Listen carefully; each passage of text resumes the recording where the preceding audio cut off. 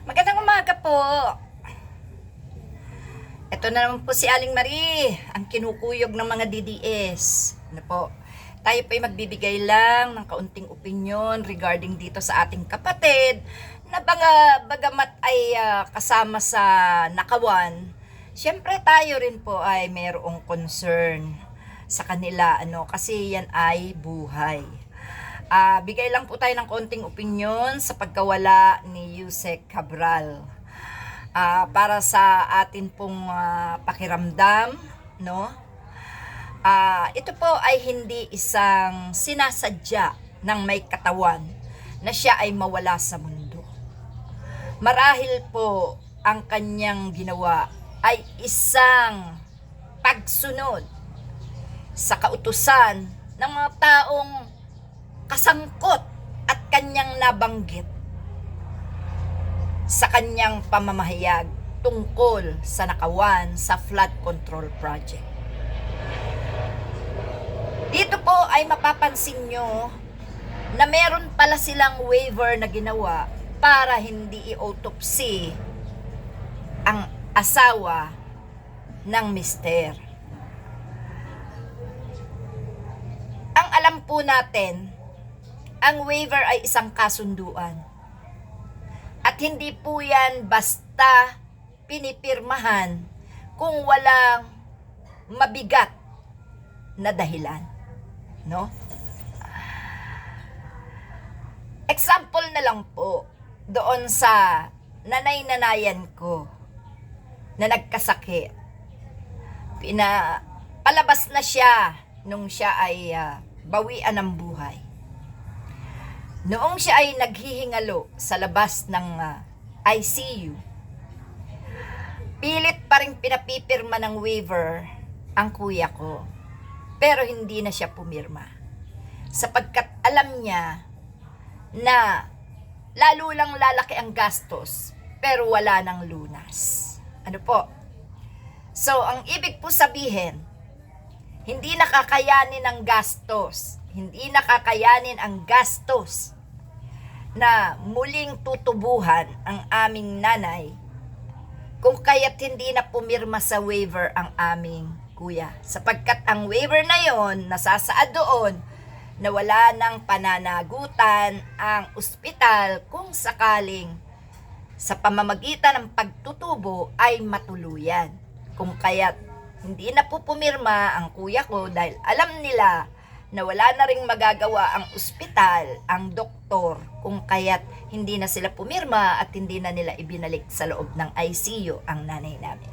So, ang ibig ko po sabihin, sa pagpapapirma ng waiver, mayroong mabibigat na dahilan. Ito po ay isang palaisipan sa taong bayan kung bakit kailangang may pirmahang waiver para wag nang i-autopsy ang asawa. Ito po ay napakasakit sa pamilya, lalo na sa mga anak. Na ang nanay nila ay napigilan sila sa mga gusto nilang gawin.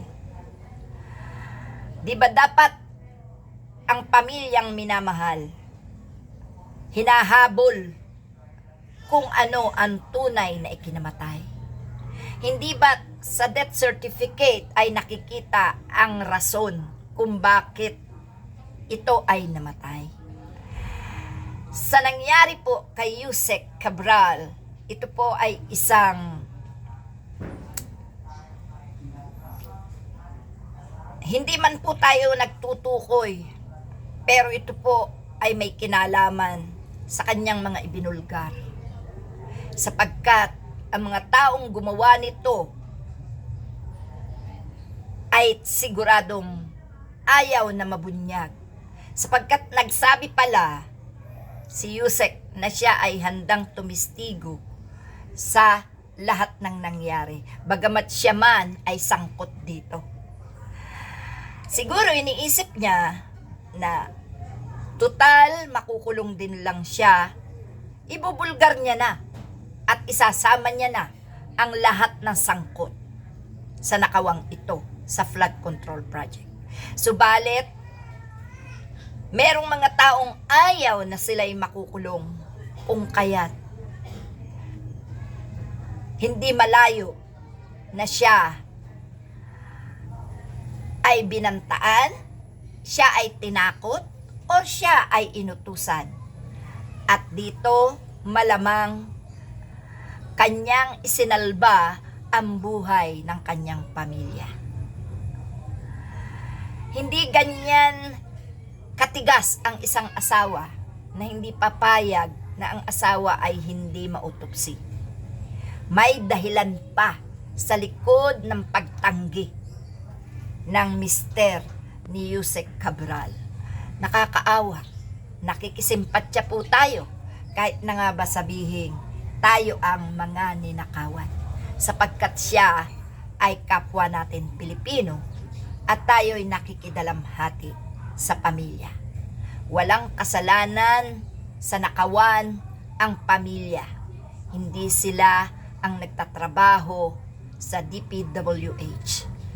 Marami ang sangkot na ayaw makulong at sigurado sila ang dahilan kung nagpakamatay o pinatay, basta't namatay habang iniimbestigahan ang isang katiwalian, yan ay may laro. Yan ay may foul play. Kaya po, mga nasa batas, panindigan nyo po ang pag-iimbestiga. Wala po dapat makakapigil sa inyong pag-iimbestiga sapagkat yan ay buhay. Karapatan ng tao na alamin ang punot dulo ng kasamaan, ng katiwalian, ng pang-aapi at higit sa lahat ng pagkamatay. Salamat po. Yan po ay opinion lang ni Aling Marie. At condolences po sa naiwang pamilya ni Yusek Cabral. Sayang dahil sa kanyang magiging salaysay, matutumbok ang lahat ng magnanakaw. Salamat po.